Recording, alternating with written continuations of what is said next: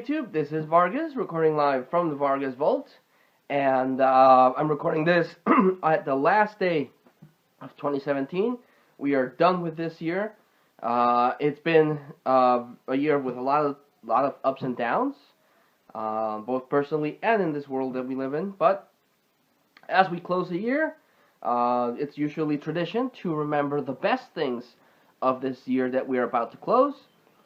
So what I wanted to do in this video is give you my top 10 best movies that I went to see at the theaters. Now, unfortunately, this year I missed a lot of movies. I missed so many movies that I wanted to see.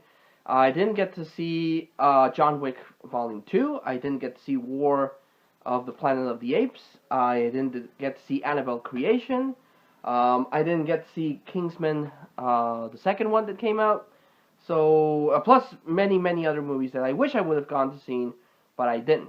So this top 10 list is almost all the movies that I got to see in the theater, with the exception of Cars 3. I went to see Cars 3, and but that one didn't make my list. It's good, but it's not the best. Now, so I'm gonna try to keep this short. Just give you my top 10 best movies that I went to see in the theater. Out of all the ones that I did get to see. But if John Wick, Kingsman, Annabelle Creation, if I would have been able to gone to see those, or War of the Planet of the Apes, my list would be slightly different. So, number 10 in my top 10 best movies of 2017 that I got to see in the theater. Number 10 is Alien Covenant. I was really looking forward to this. I went to see Prometheus. I didn't much care for Prometheus. Then when it came out on DVD Blu-ray, there's an extended cut that reintroduces a lot of things that were cut.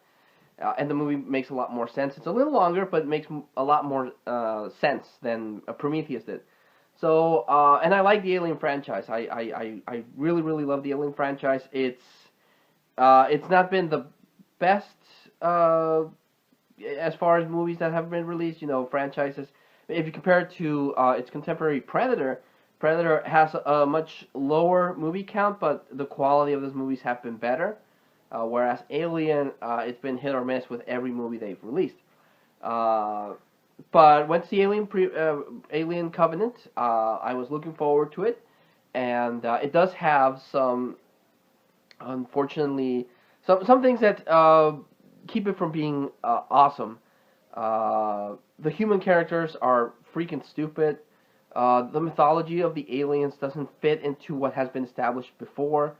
So, but it has the mood, it has the atmosphere, it has some really cool, like the Neomorph. I think that's, I don't get why the David the Android thought that the Xenomorphs were superior and it's a complaint I've heard from a lot of people, when the Neomorphs are easier to infect people, and they grow a lot faster than the Xenomorphs. The Xenomorphs are just more complicated to have the thing, have an egg, then have a face hugger, then have the embryo, and then have it grow up. It takes too long for the Xenomorph to happen, whereas the Neomorph just infects people, blah, blah, blah, bam, all of a sudden you have an alien. So I would think that would be the superior one. But it does maintain the atmosphere of Alien. It still has some cool moments. A lot of plot holes. Still has a lot of plot holes. I'm hoping they do release, or I don't know if it has come out already, a extended cut of Alien Covenant, but in the atmosphere, it was good. It has a bunch of elements. Now, same thing happened with Justice League. Number 9 on my list is Justice League. I was looking forward to the idea of Justice League because I never thought it would actually happen. DC fell so behind on the concept of a Justice League movie that Marvel just left it eating its dust with the Avengers and everything they've done, and DC just felt like they were playing catch-up. They introduced Superman fast, introduced Batman fast, introduced Wonder Woman fast, and it didn't introduce properly the Flash or Cyborg or Aquaman. They're doing that after the fact, and it doesn't sound like an idea that would work. And honestly, I was expecting the worst when I went to see this movie, because Batman v Superman was a disaster theatrically. They released the extended cut, and that was much better. Suicide Squad also, was that released this year? But no, Suicide Squad had the same problem, that it just, the pacing of that was just all wrong. And same thing happened with Batman v Superman, and same thing happened with Justice League. There was so much stuff happening behind the scenes with Zack Snyder leaving, and then they brought in Josh Whedon to fix it, but then he cut a bunch of stuff, and the movie feels like a patchwork. It feels like it took elements from Josh Whedon and it took elements from Zack Snyder, and they put it out there, and it felt patchy. It didn't feel that good. It felt rushed. The movie felt really rushed, but it did have some really cool moments. The fight with Superman I thought was freaking amazing. I love that scene. It's well acted with Gal Gadot as Wonder Woman, Henry Cavill as Superman, Ben Affleck as Batman. I really like Ben Affleck as Batman. Jeremy Irons as Alfred. It has good actors. It has good ideas, but just the execution just was really bad. Number 8 in my best of movies is SpiderMan Homecoming. I really was looking forward to this, and I'm really thankful that they didn't repeat the same formula of the origin. They just, okay, this is Peter Parker, he's Spider-Man, go. And it starts off, with him in the fight in Civil War, and then it follows his adventures afterwards. I think the guy that they got to play Spider-Man was perfect. It had Michael Keaton, and Michael Keaton is one of my all-time favorite actors, and his portrayal of the Vulture was really cool. I heard a lot of people complain that Spider-Man is too Iron Man-ish, where, he has the suit that tells him what to do and he doesn't have a spider sense and stuff like that. But I didn't have a problem with that. It makes sense in the story of this new Spider-Man within the Marvel Cinematic Universe. Tony Stark is trying to help him out because he's a kid. He doesn't want him to, get hurt or suffer. So it was really cool. I really liked Spider-Man, but of course, there are other movies that were better than Spider-Man Homecoming, but I still recommend it. Number 7, Lego Batman. The Lego Batman movies is my number 7 pick. I liked the Lego movie, and I was afraid they would just just follow the same formula. But it follows Batman, and it's a different sort of Batman. It's not your I am Batman, dark and brooding. It's like I am Batman, dark and brooding, but I'm also funny. And the guy that I forget his name. He was in Arrested Development and in Teenage Mutant Ninja Turtles. But the Will Arnett? I don't think that's his name. But the guy that does the Batman voice is really cool. They also gave a different interpretation of the Joker, which I really liked. I thought it was really funny. I think they kind of took a piss on Dick Grayson, the first Robin, with the way they interpreted this Robin. But that was funny, and I just really laughed. And there's a ton of Batman references. Like, if you're a casual fan, you'll like it because it's funny, it's fast paced. But you're a fan of Batman, you'll appreciate it a lot more because there's a lot of references to like stuff in the 50s, Batman comics. So I thought that was freaking cool. And then Alfred wears the bat suit of Adam West. So really, it has a crap ton of comic book references from Batman's long history, and I enjoyed it. So I just really liked it. And then, of course, it has the Lego franchise, and they got to pick stuff from all over the Lego series. So that was freaking amazing because you would see Voldemort and you would see a T-Rex and stuff like that. So freaking amazing movie. Love Lego Batman. Then number 6 is Guardians of the Galaxy Volume 2. Heard a lot of people complain it's basically the same thing. But the formula works, don't fuck with it. So I liked it. I still like the characters. I still like the mood. The Marvel Cinematic Universe has gotten too dark, too depressing. So I enjoy and welcome the type of movies that are more fun. Like Guardians of the Galaxy. Guardians of the Galaxy was a killer soundtrack. Had had Sylvester Stallone, had Kurt Russell. So that elevates it a lot. Great visuals, great humor. Freaking love Guardians of the Galaxy Volume 2.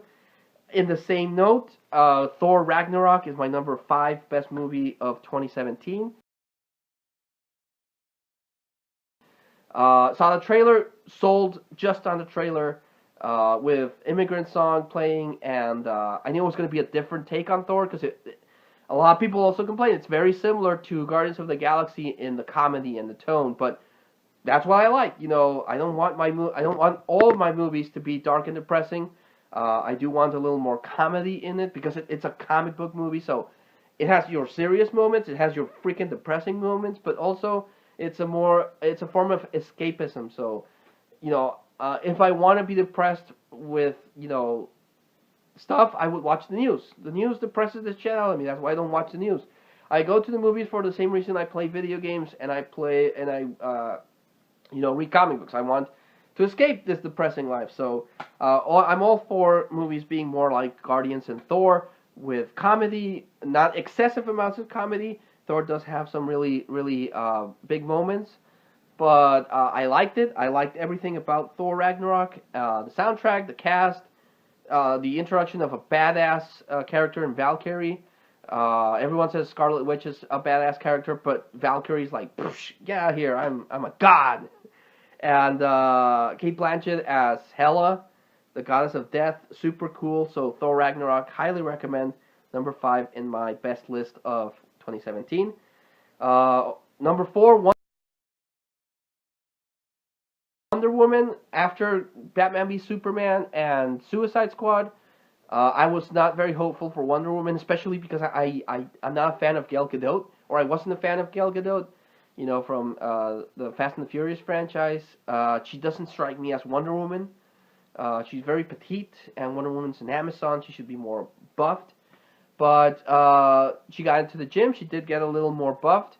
And as Diana Prince, she's okay, but once she dons the Wonder Woman suit, it's like the suit empowers her and makes her larger than life, and she looks badass in the Wonder Woman suit. And when she's doing the trench scene, when she's like dodging bullets and then with the shield and then starts kicking ass, great scene. And also something that a lot of movies forget is to include the more human moments like Guardians and Thor. It has comedy. It also has things that pull at your heartstring, and it has hope.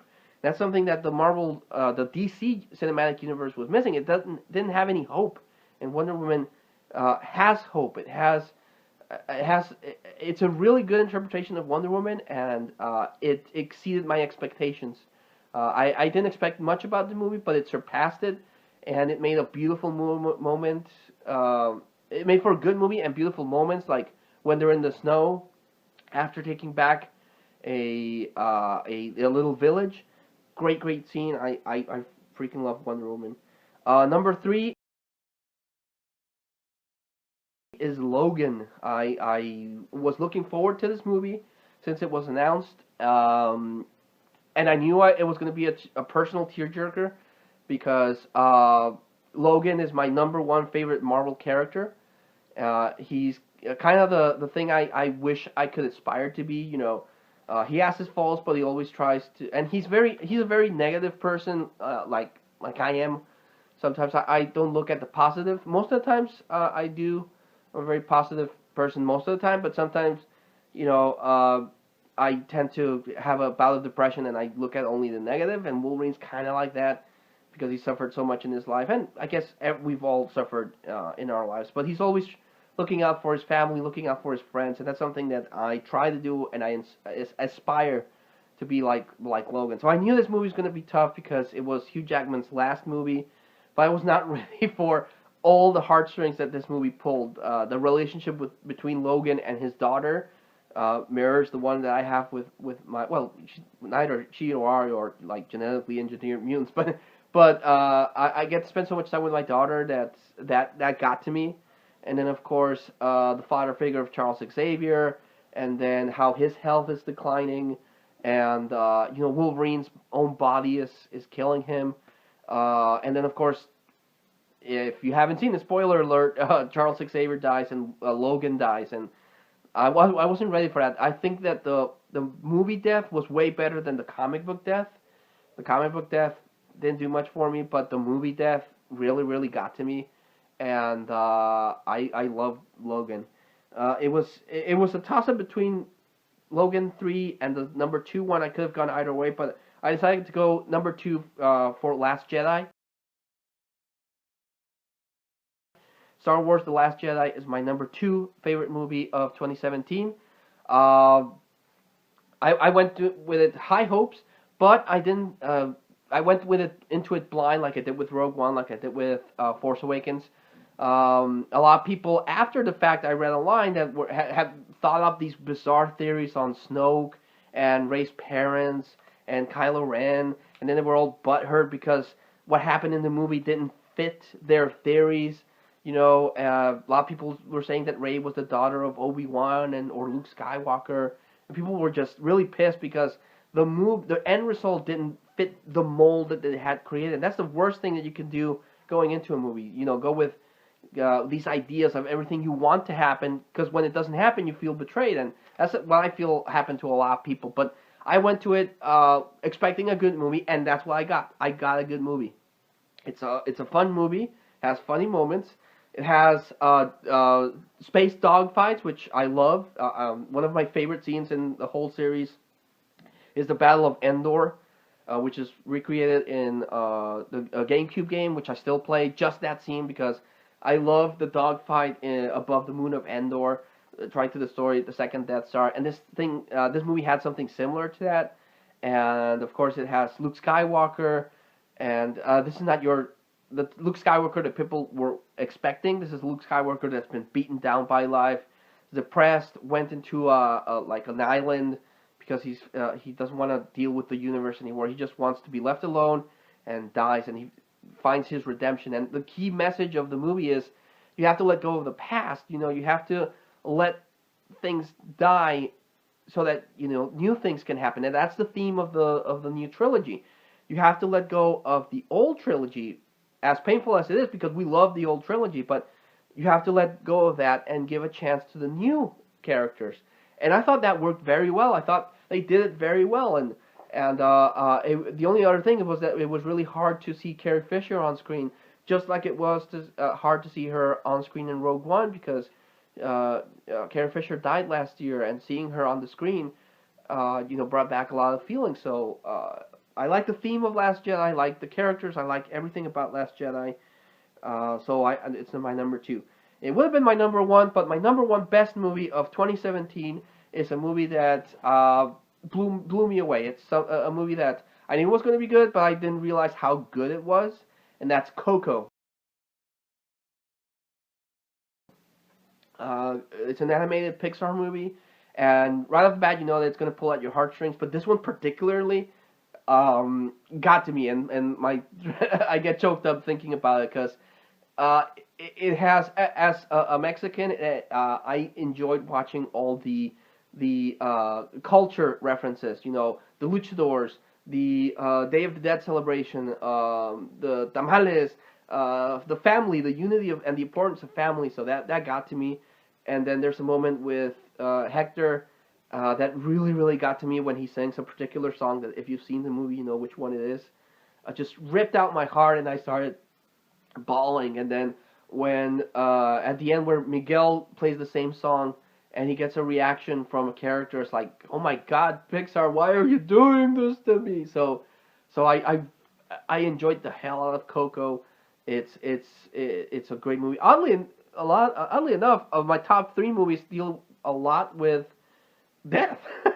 Both Logan, Last Jedi, and Coco, because Coco is about accepting death. The celebration of Day of the Dead is to not mourn our dead, but to celebrate their life and remember the impact that they had in our lives. So it's very weird. I didn't realize that my top 3 movies deal with death and moving on. So I guess maybe 2017 was sending me a message, which I hope is not something serious. But yeah, Coco, amazing. It's a beautiful movie to look at.